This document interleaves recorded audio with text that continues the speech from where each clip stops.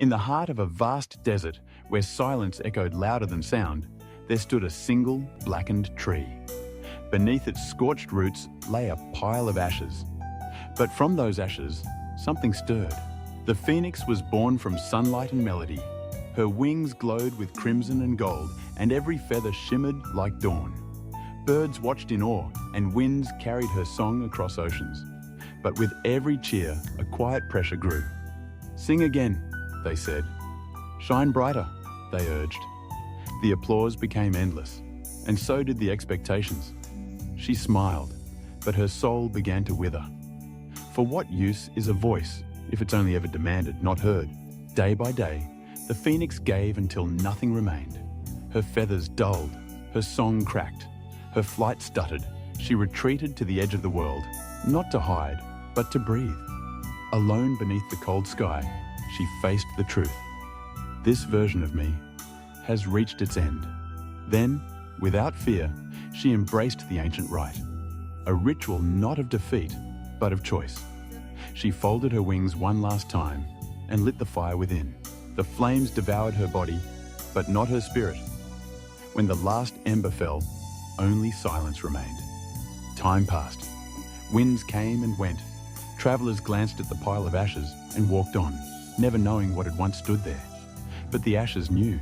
They remembered the fire, the courage, the surrender.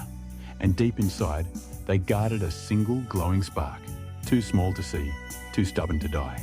No one saw it happen. No audience, no thunder, no grand moment. Only a hush and a flicker, like a single heartbeat in a silent desert. Beneath the ashes, something moved. Not because it was forced, but because it refused to disappear. A breath, a tremble, a whisper of will. From the wreckage of who she once was, a spark began to gather shape. The phoenix was not reborn in brilliance, but in brokenness. Her wings didn't flare, they folded in pain. Her feathers didn't glow, they grew one by one, coarse and tired. But they grew, and in that quiet, unseen place, she chose to rise. Not with beauty, but with resolve. Not to return to who she had been, but to become who she was always meant to be. Her new wings weren't smooth. They bore the scorch marks of yesterday, but they held her, and they opened. When she took flight, it was not to impress, but to breathe. She didn't fly for applause anymore. She flew because she had learned how to live with silence. Her melody was no longer flawless, but it was real. Her flight wasn't high, but it was steady. She soared over places where she once fell. She saw memories burned into the land and whispered to them, "Thank you, but I'm not staying." Now, when people looked up, they didn't see a perfect creature. They saw a survivor.